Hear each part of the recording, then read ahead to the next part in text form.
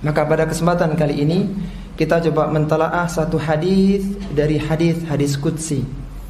Hadis qudsi adalah hadis yang di dalamnya Rasulullah sallallahu alaihi wasallam meriwayatkan firman Allah Subhanahu wa taala yang mulia.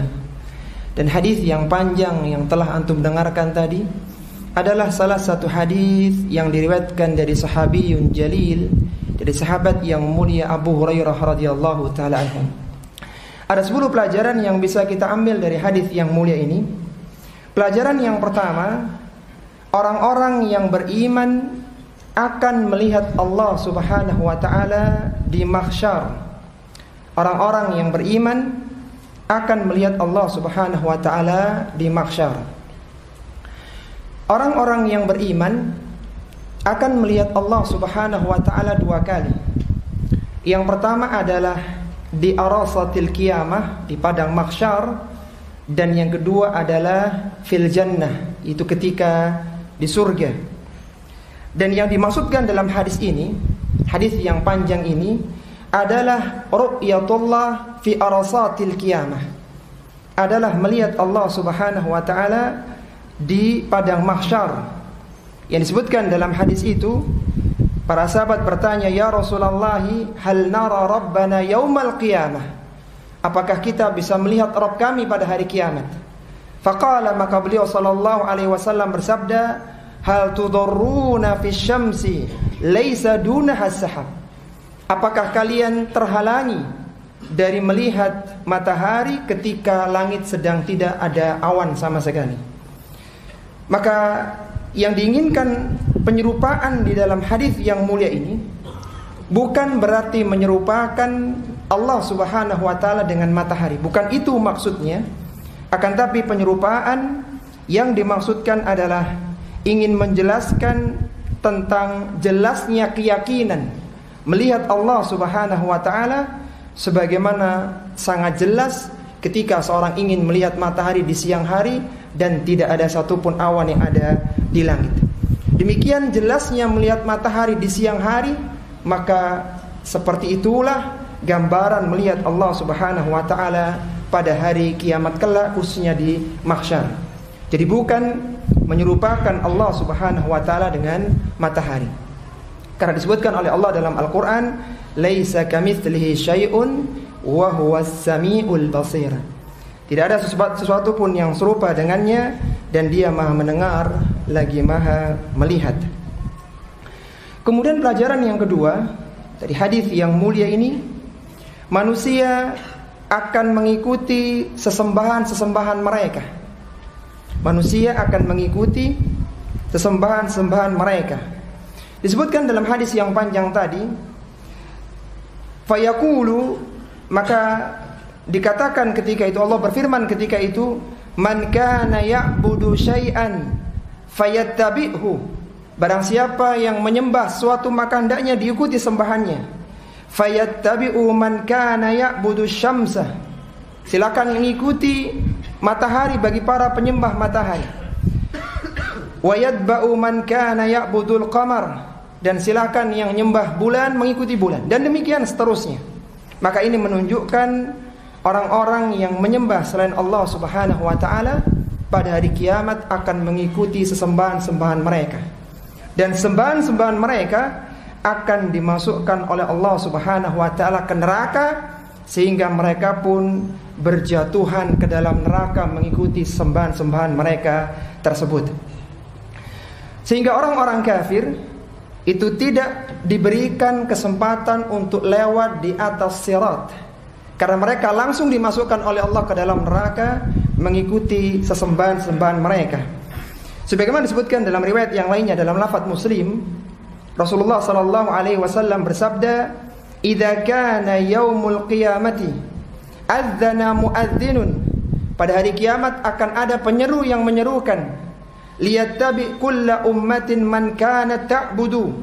Hendaknya setiap orang, setiap kaum mengikuti apa yang dia sembah dulu ketika di dunia. Fala yabqa ahadun kana ya'budu ghairallahi subhanahu minal asnami wal ansabi. Tidaklah tersisa di mahsyar ketika itu orang-orang yang menyembah selain Allah, baik itu para penyembah berhala maupun penyembah patung, kecuali semuanya yatasaqatuna finnar illa yatasaqatuna finnar, kecuali mereka berjatuhan ke dalam neraka. Hatta idza lam yabqa illa man kana ya'budullaha min barrin wa fajirin wa ghubbari ahli kitab, sehingga tidak tersisa di mahsyar itu kecuali hanya orang-orang yang beriman, baik itu yang baik maupun yang buruk, yang munafik, wa ghubbari ahli kitab, dan orang-orang ahli kitab yang lurus dalam beragamanya. Sehingga pendapat yang benar dalam masalah ini bahwa orang kafir tidak diberikan kesempatan untuk lewat di atas sirat. Mereka langsung dimasukkan ke dalam neraka mengikuti sesembahan-sesembahan mereka. Kemudian pelajaran yang ketiga yang bisa dikeluarkan dari hadis yang mulia ini, bahwa orang-orang yang menyembah Allah Subhanahu wa taala akan mengenali Allah Subhanahu wa taala pada hari kiamat. Orang-orang yang menyembah Allah Subhanahu wa taala akan mengenali Allah Subhanahu wa taala pada hari kiamat kelak. Orang-orang yang beriman ketika melihat Allah Subhanahu wa taala di mahsyar, saat tidak ada lagi manusia yang tertinggal di sana kecuali orang yang beriman, baik itu orang yang baik dalam keimanannya maupun orang-orang munafik. Maka orang-orang yang beriman ketika melihat Allah di mahsyar, mereka diizinkan untuk bersujud. Adapun bagi orang-orang munafik, maka ketika mereka melihat Allah, maka mereka tidak bisa bersujud. Sebagaimana Allah Subhanahu wa taala firmankan di dalam surat Al-Qalam, Allah berikan ujian kepada manusia pada hari kiamat di mahsyar. Allah Subhanahu wa taala berfirman, "Yauma yukshafu an sakin wa yud'auna ila as-sujudi fala yastati'un khashi'atan absaruhum tarhaquhum dhillah wa qad kanu yud'auna ila as-sujudi wa hum salimun."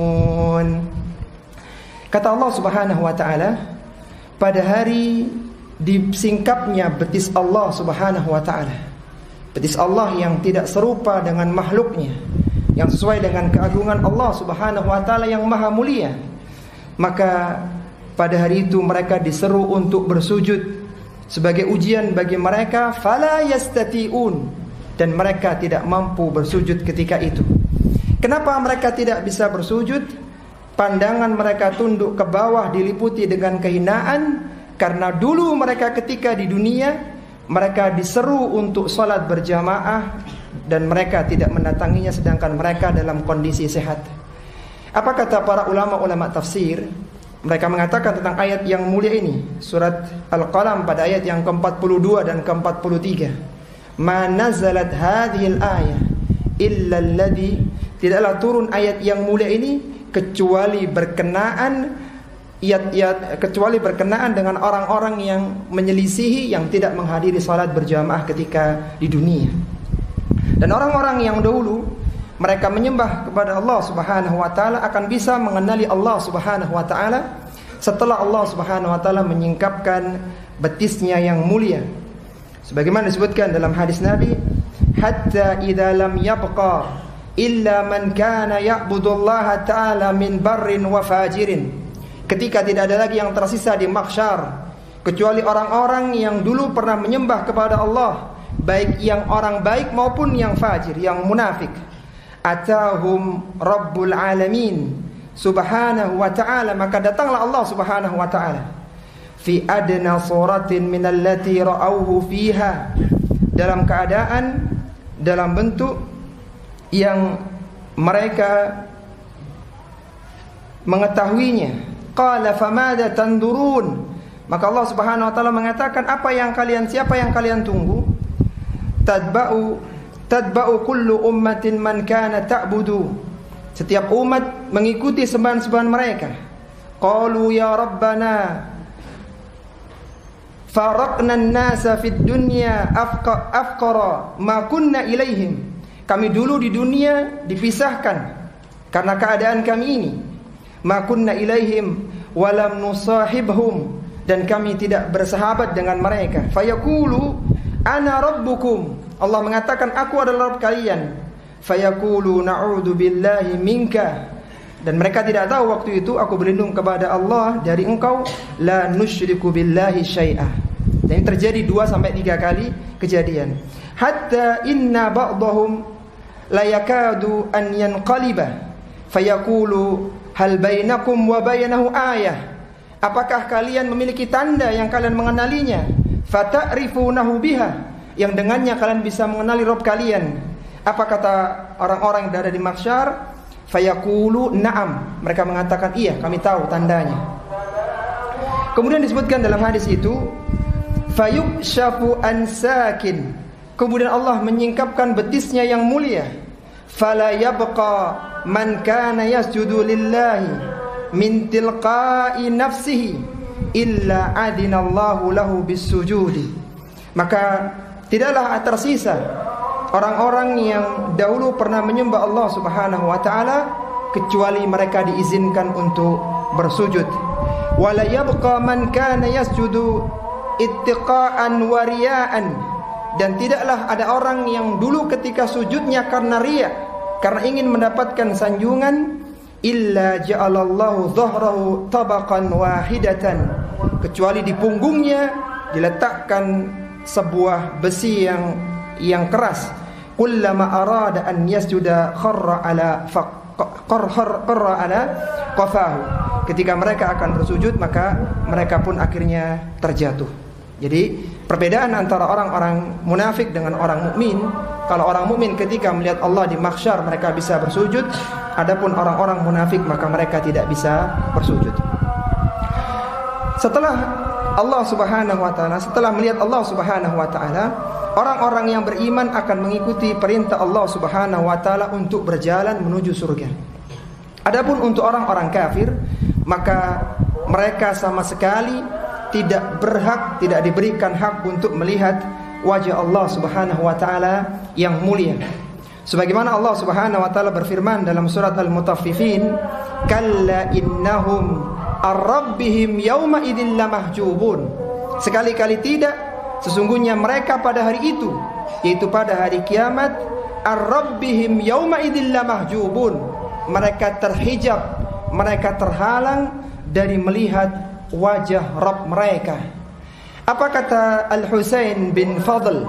Al-Husain bin Fadl ketika menafsirkan firman Allah Subhanahu wa taala yang mulia di surat Al-Mutaffifin pada ayat yang ke-15, beliau mengatakan dengan ucapan yang sangat indah. Yang ucapan ini dinukil oleh Imam Al-Baghawi dalam Ma'alimut Tanzilnya.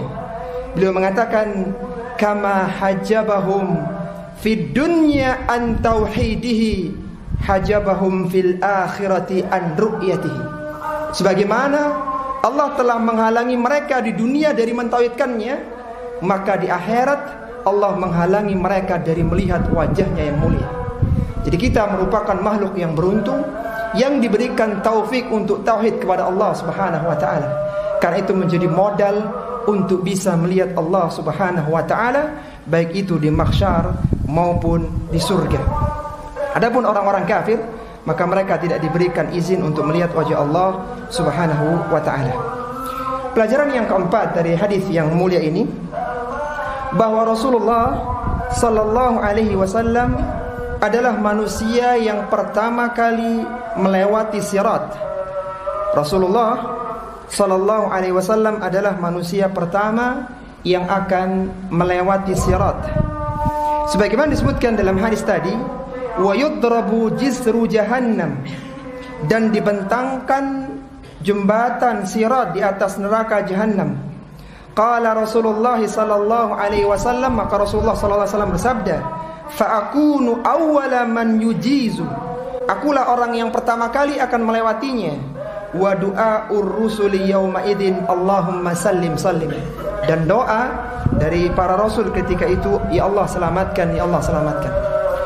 Ketika manusia telah berkumpul di mahsyar, maka Allah Subhanahu wa taala mendatangkan neraka jahanam yang sangat besar. Sebagaimana Allah sebutkan di dalam surat Al-Fajr, ketika manusia telah berada di mahsyar, maka mereka melihat datangnya neraka jahanam yang sangat besar sekali. Yang neraka jahanam memiliki 70.000 tali kekangnya. Yang satu tali kekangnya ditarik oleh 70.000 malaikat. Sebagaimana Allah berfirman dalam Al-Quran, waji'a yawma idzin bi jahannam yawma idzin yatadhakkarul insanu wa anna lahu dzikra yaqulu ya laitani qaddamtu li hayati fayawma idzin la yu'adzibu 'adzabahu ahad. Kata Allah Subhanahu wa taala, dan didatangkan neraka jahanam. Yang jahanam yang sangat besar itu didekatkan di arasatil qiyamah, mendekat di mahsyar, kemudian orang-orang kafir berjatuhan. Setelah itu maka surga didekatkan di dekatnya neraka, sebagaimana Allah sebutkan dalam Al-Quran, dan didekatkannya jannah yang dekat dengan orang-orang yang beriman. Sehingga ada mahsyar, ada neraka, dan ada surga. Ketika sudah datang semuanya, maka dibentangkanlah sirat yang terbentang dari arasatil qiyamah menuju ke surga. Tidak ada jalan untuk menuju ke surga kecuali harus lewat sirat yang terbentang di atas neraka jahanam. Sehingga orang-orang yang beriman akan melewati jalan itu. Tidaklah ada orang yang beriman kecuali mereka akan melewatinya. Sebagaimana Allah sebutkan dalam surat Maryam, wa im minkum illa wariduha, dan tidaklah dari kalian kecuali pasti akan mendatanginya. Maksudnya mendatangi sirat yang terbentang di atas neraka jahanam.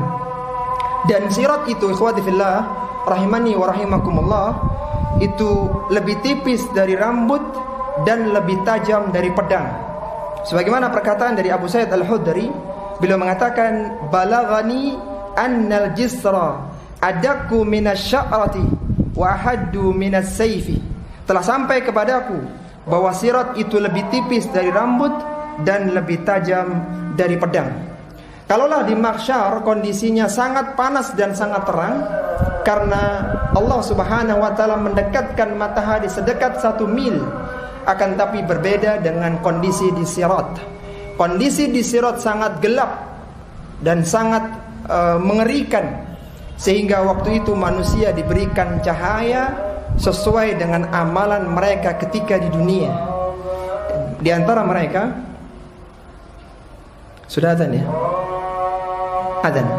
Baik, anak teruskan sedikit ya. Dan di antara mereka ada yang mendapatkan cahaya sampai 1 ibu jarinya, ada yang paling besar sampai 1 gunung. Adapun orang-orang munafik ketika mereka akan melangkahkan, akan mendekati sirat, maka Allah padamkan cahaya mereka, sehingga orang-orang yang beriman yang melihat orang munafik itu cahayanya padam, mereka mengatakan Rabbana atmim lana nurana waghfir lana, sebagaimana Allah sebutkan dalam surat At-Tahrim. Taib, itu insyaallah kita lanjutkan faedah-faedah berikutnya setelah menyimak adzan Isya. Wassallallahu ala nabiyina Muhammadin wa ala alihi wa sahbihi wa sallama tasliman katsiran.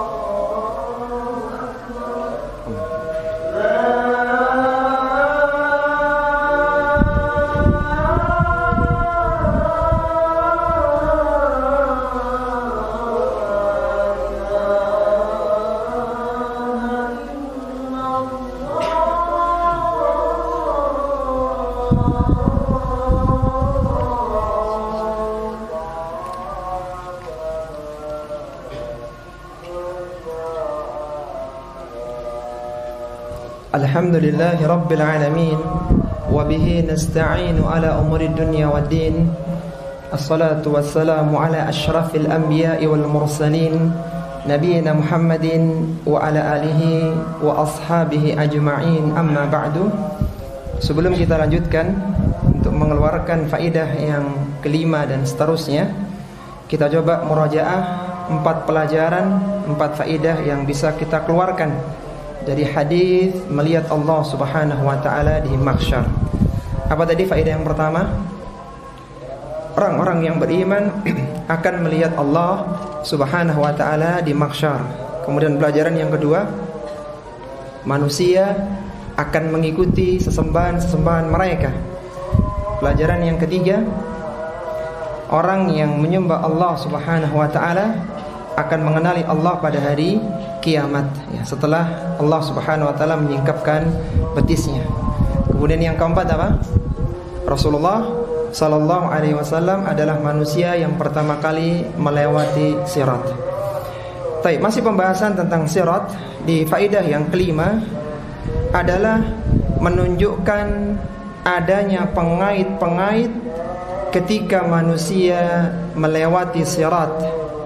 Menunjukkan adanya pengait-pengait ketika manusia melewati sirat. Sebagaimana tadi kita sampaikan bahwa kondisi di sirat berbeda dengan kondisi di mahsyar. Di sirat kondisinya sangat gelap, sangat licin, bahkan di sana ketika melewati sirat keluarlah kalalib. Kalalib adalah besi yang ujungnya bengkok yang biasa digunakan untuk menarik daging. Jadi seperti itulah gambaran kalalib. Disebutkan dalam hadis ini, wabihi kalalib mithlu syauki sa'dan. Di sana ada kalalib-kalalib yang seperti duri pohon sa'dan. Jadi di ujungnya itu ada duri-durinya yang siap mengait orang-orang yang ada di atasnya, dan itu sangat besar sekali. Disebutkan dalam hadis ini, fa innaha mithlu syauki sa'dan ghaira annaha la ya'lamu qadra idhamiha illa Allah. Bentuknya seperti duri pohon sa'dan, tapi tidak ada yang tahu besarnya kalalib itu kecuali hanya Allah Subhanahu wa ta'ala.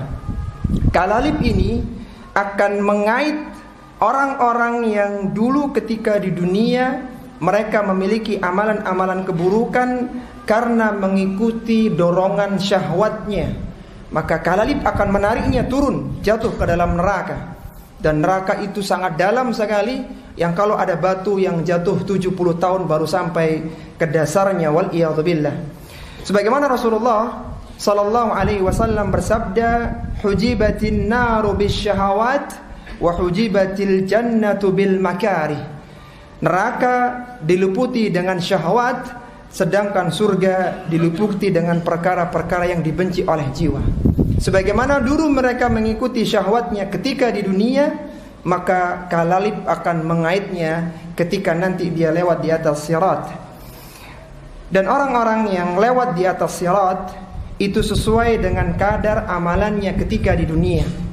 Sebagaimana Rasulullah sallallahu alaihi wasallam bersabda, yamurrul mu'minuna qatarfil aini. Orang-orang yang beriman ada yang lewat seperti sekejap mata. Wa karrihi wa kalbarki, ada yang seperti kilat. Wa karrihi, ada yang seperti angin. Wa ka'ajawidil khayli, ada yang seperti kuda. Wa kattairi, ada yang seperti burung. Wa warrikabi, ada yang seperti pengendara yang sangat kencang. Fanajin muslimun, ada muslim yang selamat. Wa makhdushun mursal, ada yang terkoyak tetapi dia masih selamat. Wa makdusun fi nari jahannam, dan ada pula muslim yang jatuh ke dalam jurang neraka jahannam. Maka saat itulah akan terasa pentingnya amalan dan tauhid, ketika semua orang harus melewati jalan satu-satunya untuk menuju ke surga, dan tidak ada yang bisa menyelamatkannya kecuali amalan yang dulu pernah kita lakukan, yang pernah ia lakukan ketika di dunia. Kemudian pelajaran yang keenam yang bisa kita keluarkan dari hadis yang mulia ini, ahli tauhid tidak kekal di dalam neraka. Ahli tauhid tidak kekal di dalam neraka. Orang-orang yang masuk ke dalam neraka terbagi menjadi dua kategorisasi, yaitu orang yang masuk ke dalam neraka selama-lamanya dan orang yang masuk ke dalam neraka yang tidak selama-lamanya. Orang-orang yang masuk ke dalam neraka selama-lamanya adalah orang-orang kafir atau orang yang mengaku beriman tetapi dia khurujum minal millah, tapi dia menurut agama telah keluar dari agama Islam yang mulia. Keislamannya telah batal sehingga dia tidak memiliki sedikit pun keimanan. Adapun orang-orang ahlu tauhid, meskipun mereka disiksa dalam waktu yang lama dalam neraka, wal iyadzubillah, akan tapi pada saatnya mereka pun dikeluarkan selama mereka masih memiliki keimanan. Sebagaimana Nabi sallallahu alaihi wasallam bersabda, yadkhulu ahlul jannatil jannata, penghuni surga akan masuk ke dalam surga, wa ahlun nari nara, sebagaimana penghuni neraka akan masuk ke dalam neraka. Thumma yaqulullahu ta'ala, kemudian Allah Subhanahu wa taala berfirman, ini hadis qudsinya, akhriju minan nari man kana fi qalbihi mithqalu habbatin min khardalin min imanin. Keluarkanlah dari penghuni neraka, dari orang-orang yang di dalam hatinya ada keimanan meskipun hanya seberat biji, maka dikeluarkanlah mereka dari neraka. Dan siksaan bagi ahlu tauhid yang berada dalam neraka itu sesuai dengan kadar dosa-dosa mereka. Adapun orang-orang kafir, maka mereka berada dalam neraka selama-lamanya, wal iyadzubillah. Kemudian pelajaran yang ketujuh dari hadis yang mulia ini, bekas sujud tidak akan terbakar oleh api neraka. Bekas sujud tidak akan terbakar oleh api neraka. Sebagaimana disebutkan dalam hadis yang panjang tadi, fayarifunahum bi'alamati athari sujudi, para malaikat yang mencari orang-orang yang berada dalam neraka itu mereka bisa mengenalinya bi alamati athari sujud, dengan tanda asar bekas sujud mereka. Kenapa ini tidak hangus terbakar oleh api neraka meskipun mereka berada dalam neraka bertahun-tahun lamanya, wal iyadzubillah? Dikatakan dalam hadis tadi, wa harramallahu 'alan nari an ta'kula min ibni adam athara sujudi. Karena Allah Subhanahu wa taala mengharamkan bagi neraka untuk membakar asar sujud. Para ulama-ulama surah seperti Imam Muslim, Al-Qadhi Iyad dan Imam An-Nawawi, mereka memberikan syarah tentang apa yang dimaksud dengan asar sujud itu. Pendapat yang pertama yang mengatakan bahwa yang dimaksud dengan asarus sujud adalah kening dan wajah. Jadi kening secara khusus dan wajah secara umum ini tidak akan dibakar oleh api neraka. Ini pendapatnya Imam Muslim dan Al-Qadhi Iyad rahimahumallahu taala. Adapun Al-Imam An-Nawawi rahimahullahu taala dalam syarah Nawawinya, syarah Sahih Muslimnya, beliau menjelaskan bahwa yang dimaksud dengan atharus sujud adalah tujuh anggota sujud. Jadi wajah, kemudian dua telapak tangan, kemudian lutut dan ujung-ujung jari kaki. Itu semua masuk dalam atharus sujud. Beliau berdalil dengan sabda Nabi sallallahu alaihi wasallam, "Umirtu an asjuda ala sab'ati a'dhumin." Aku diperintahkan untuk bersujud di atas 7 tulang. Artinya ini semua anggota sujud begitu menurut Al-Imam An-Nawawi. Apa itu?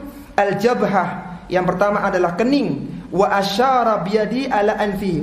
Al-jabhah, beliau berisyarat kepada kening dan anfinya dan ke hidungnya. Jadi al-jabhah yaitu kening dan juga hidung.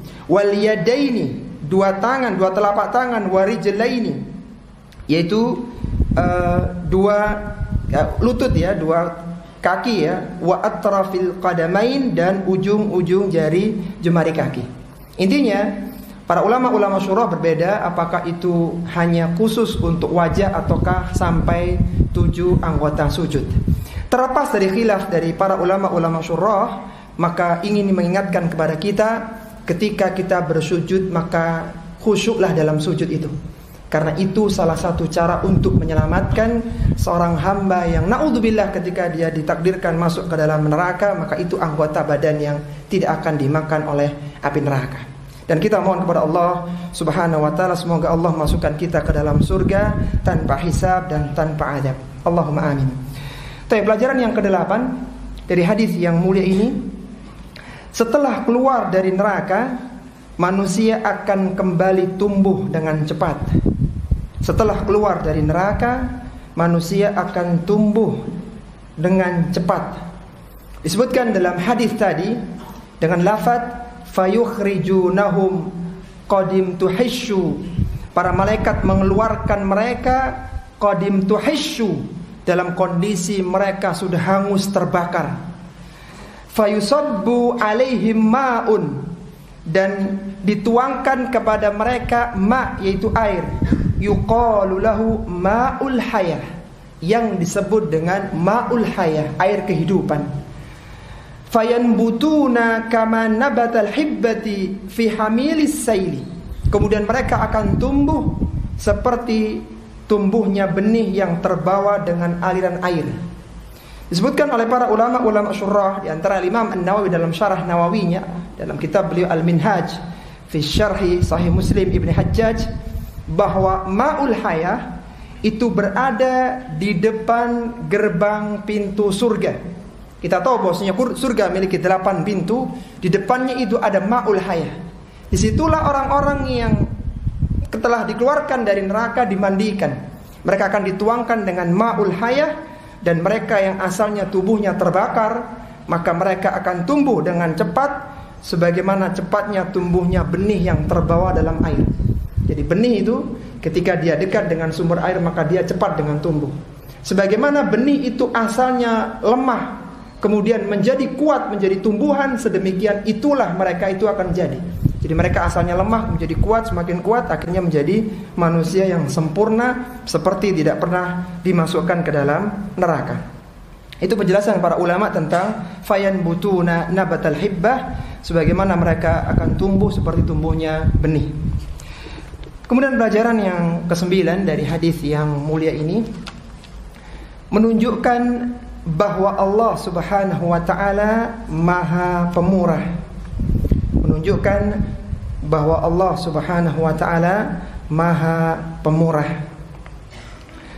Dari kisah di atas ya, tentang orang yang terakhir keluar dari neraka, menunjukkan bahwasanya Allah Subhanahu wa taala itu adalah Rabb yang Maha Pemurah dan sangat mengasihi hambanya.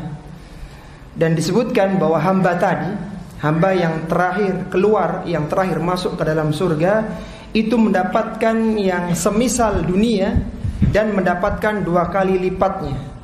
Jadi dia mendapatkan semua yang diinginkan dan diberikan oleh Allah 2 kali lipatnya, yaitu 1 kali lipatnya 2 kali dunia. Dalam riwayat yang lainnya disebutkan dia mendapatkan 10 kali lipat dunia. Ini manusia yang paling terakhir masuk ke dalam surga. Sebagaimana diriwayatkan oleh Nabi sallallahu alaihi wasallam, wa yudzakkirullahu sal kada wa kada. Jadi orang ini ketika diminta untuk tamanna, berkeinginlah engkau, bayangkanlah apa yang ingin kau dapatkan. Dia tidak punya inspirasi, tidak punya bayangan lagi sampai Allah mengatakan fayudzakkirullahu sal kada wa kada. Coba ingat, kamu pengen ini enggak, pengen itu enggak, sampai Allah yang ngajari orang ini. Karena dia udah tidak punya inspirasi, mau minta apa lagi. Wa kadzalika fa idzan qata'at bihil amaniyu. Ketika dia tidak ada gambaran lagi mau minta apa kepada Allah, qala huwa laka wa asyaratu amsalihi. Itu bagimu semua dan aku berikan 10 kali lipatnya. Ini orang yang habis keluar dari neraka dan manusia terakhir masuk ke dalam surga. Maka kita tidak bisa bayangkan bagaimana surganya orang-orang yang salih, bagaimana surganya Nabi dan Rasul yang mereka berada di dalam surga Al-Firdaus Al-A'la. Qala thumma yadkhulu baitahu. Kemudian dia masuk di rumahnya di surga. Disebutkan dalam hadis itu fatadkhulu alaihi zaujatahu minal huril in. Kemudian dia bertemu dengan istrinya dari kalangan bidadari. Fatakulani, dan 2 istrinya ya. Kemudian dia mengatakan kepada istrinya, alhamdulillahilladzi ahyaka lana wa ahyana laka. Segala puji bagi Allah yang telah menghidupkanmu untukku dan menghidupkan kami untukmu. Qala fayaqulu, orang ini mengatakan, ma u'tiya ahadun mithla ma u'titu. Dia mengatakan pada istrinya, Allah telah memberikanku sebuah pemberian yang tidak diberikan kepada seorang pun yang sepertiku. Jadi dia merasa dia orang yang paling beruntung, padahal dia adalah orang yang derajat surganya paling rendah. Yang terakhir, ikhwati fillah rahimani wa rahimakumullah, semoga poin terakhir ini menjadikan kita lebih semangat untuk beramal di sisa usia kita. Karena dunia bukanlah kampung halaman kita, tapi kita diciptakan untuk masuk ke dalam surga, di kampung halaman kita, di surga yang penuh dengan kenikmatan, dengan izin Allah dan rahmatnya, dengan rahmat Allah Subhanahu wa ta'ala. Faedah yang terakhir adalah penghuni surga yang paling terakhir adalah orang yang terakhir keluar dari neraka dengan merangkak. Penghuni surga yang terakhir adalah orang yang keluar dari neraka dengan merangkak. Disebutkan di akhir hadis tadi tambahan riwayat dari Abu Hurairah radhiyallahu ta'ala anhu. Qala Abu Hurairah, berkata Abu Hurairah setelah membawakan hadis yang sangat panjang di dalam hafalannya itu, beliau mengatakan, wa dzalika rajulu akhiru ahlil jannati dukhulan. Itulah laki-laki yang terakhir yang menjadi penghuni surga yang masuk ke dalam surga. Penghuni surga yang paling terakhir adalah orang yang terakhir keluar dari neraka dengan merangkak. Yang awalnya dia menyangka bahwasanya penghuni di surga sudah penuh, dan setelah dia mengadu kepada Allah, akhirnya orang tersebut masuk ke dalam surga dengan izin Allah Subhanahu wa ta'ala. Disebutkan di dalam dialog yang disebutkan dalam hadis qudsi itu, maka orang ini setelah mendapatkan 10 kali lipatnya, dikatakan fa innalaka mithlad dunya, bagimu adalah semisal dunia, wa asyarata amsalihha, dan 10 kali lipat dunia, bukan hanya istana tapi dunia semuanya.